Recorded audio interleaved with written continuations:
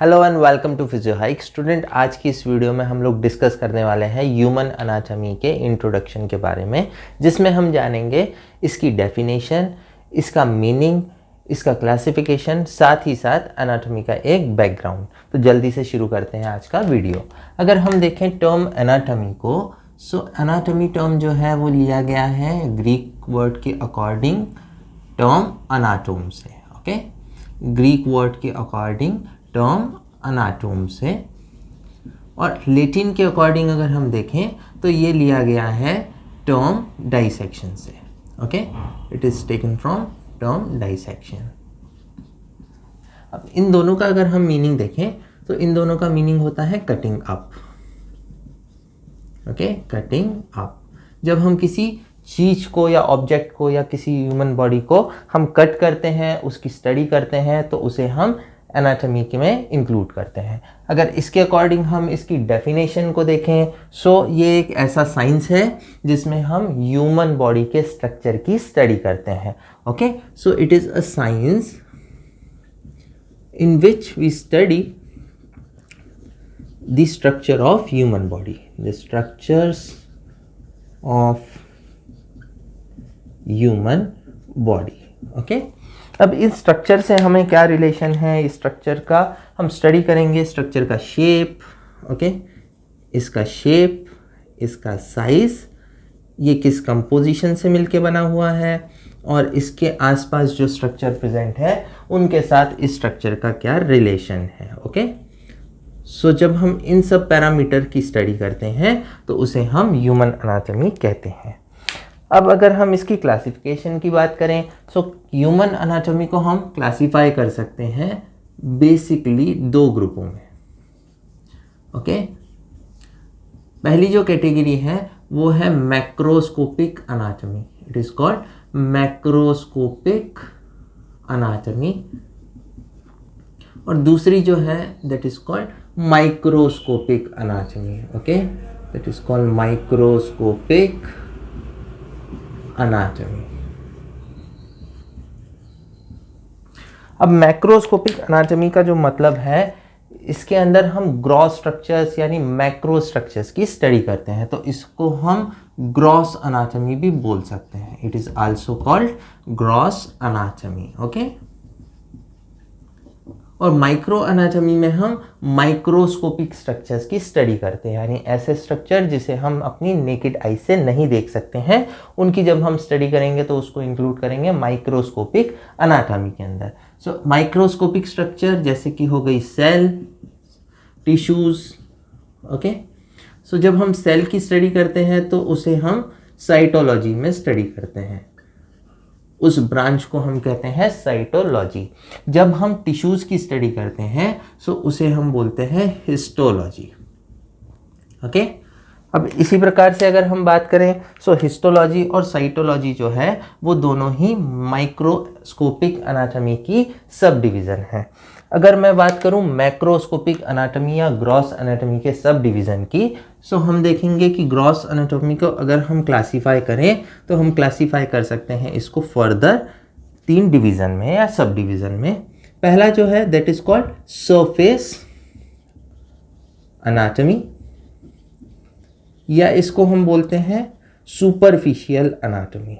It is also called superficial anatomy, या इसको हम एक और टर्म से बोल सकते हैं जिसको बोलते हैं टोपोग्राफिक अनाटॉमी।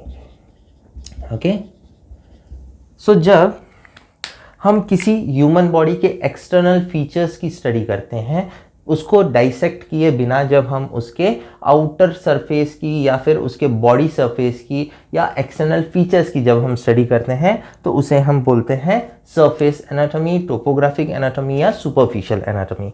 इसी प्रकार से अगर हम देखें सेकेंड सब डिवीजन को, तो ये होता है रीजनल अनाटॉमी। ओके, सो रीजनल अनाटॉमी के अंदर हमारी बॉडी के जो रीजन्स रहते हैं, पर्टिकुलर रीजन जैसे head region, shoulder region, pelvic region, neck region, इनकी जब हम पर्टिकुलर स्टडी करते हैं उस फील्ड को हम बोलते हैं रीजनल अनाटॉमी। और तीसरा जो सब डिवीज़न होता है वो कहलाता है सिस्टेमिक अनाटॉमी। ओके, तीसरा जो सब डिवीज़न होता है वो कहलाता है सिस्टेमिक एनाटॉमी। सिस्टेमिक एनाटॉमी में अगर हम देखें कि जब हम ऑर्गेनाइजेशन ऑफ ह्यूमन बॉडी देखते हैं तो ऑर्गेनाइजेशन का हम देखते हैं कि हमारी ह्यूमन बॉडी सबसे पहले बनी हुई है सेल से। सेल्स आपस में मिलके बनाती है टिश्यूज़, ठीक है, टिश्यूज़ आपस में मिलके बनाते हैं ऑर्गन्स, ऑर्गन्स आपस में मिलके बनाते हैं organ systems, okay, organ system, और ऑर्गन सिस्टम आपस में मिलके बनाते हैं ह्यूमन बॉडी। तो जब हम इस ऑर्गन सिस्टम की स्टडी करते हैं जिस फील्ड में, उसे बोलते हैं systemic anatomy. Okay, organ system से मतलब है जैसे रेस्पिरेटरी सिस्टम, ठीक है, कार्डियोवास्कुलर सिस्टम, नर्वस सिस्टम, इन सब की जब हम स्टडी करते हैं किसी स्पेसिफिक ब्रांच के अंदर एनाटॉमी की, तो उसे हम बोलते हैं सिस्टमिक एनाटॉमी। ओके, अब अगर हम इसकी हिस्ट्री की बात करें, यानी एनाटॉमी की हिस्ट्री की अगर हम बात करें, so history of anatomy, okay, इसको अगर हम देखेंगे तो एनाटॉमी जो है वो स्टार्ट हुई है ग्रीक पीरियड से, अराउंड ग्रीक पीरियड से, जो कि बीसीज में रहता है, ठीक है। 400 बीसी के आसपास अगर हम देखें, सो एक पर्सन हुए जिनका नाम था हिपोक्रेट, ओके। हिपोक्रेट्स को हम जानते हैं कि इनको बोला जाता है father of medicine, father of medicine. इसी के साथ साथ इन्होंने मेडिसिन के अलावा एनाटॉमी के अंदर भी अपने कुछ रिसर्चेस किए थे, कुछ डिस्कवरीज की थी, तो इसलिए इनको बोला जाता है one of the founder of anatomy, founder of anatomy. अब 300 बीसीज की अगर हम बात करें तो 300 बीसीज में एक ग्रीक फिजिशियन हुए जिनका नाम था, हीरोफिलस, ओके, हीरोफिलस। ये हीरोफिलस जो थे, इन्होंने सबसे पहले ह्यूमन बॉडी को डाइसेक्ट किया, ओके, इन्होंने सबसे पहले first dissect the human body. इन्होंने डिफरेंशिएट किया था सेरिब्रम को, ब्रेन के जो सेरिब्रम और सेरिबेलम दो ऐसे पार्ट होते हैं, उन दोनों को इन्होंने डिफरेंशिएट किया कि ये दोनों पार्ट अलग अलग होते हैं। इसी के साथ साथ इन्होंने डिफरेंशिएट किया आर्टरी को, वेन को, टेंडन को और नर्व को, ओके, नर्व को और टेंडन को, ठीक है। इसीलिए इनको बोला जाता है, इतना सब कंट्रीब्यूशन इन्होंने दिया, इसलिए इनको फादर ऑफ एनाटॉमी बोला जाता है, फादर ऑफ एनाटॉमी बोला जाता है, ठीक है। अगर हम 16th सेंचुरी के आसपास की बात करें, अब ये जो पीरियड था ये ग्रीक पीरियड था। अब ग्रीक पीरियड के बाद रोमन पीरियड आया, रोमन पीरियड जो एडीज में बोलते हैं, उसके अंदर भी कई सारे साइंटिस्ट हुए जिन्होंने अपना कंट्रीब्यूशन दिया एनाटॉमी की फील्ड में, ओके। उसमें से एक हुए थे गैलन, ओके। अब रोम पीरियड के अंदर हुए थे गैलन। इसके बाद जो 16th सेंचुरी की अगर हम बात करें, 16th सेंचुरी के आसपास एक पर्सन हुए, उनका नाम था एंड्रियास वेसिलियस, ठीक है।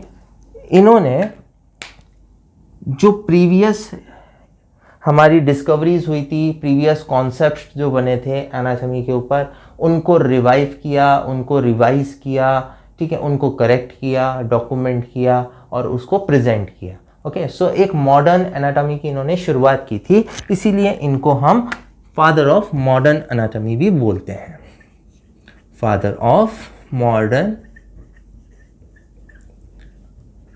Anatomy, okay.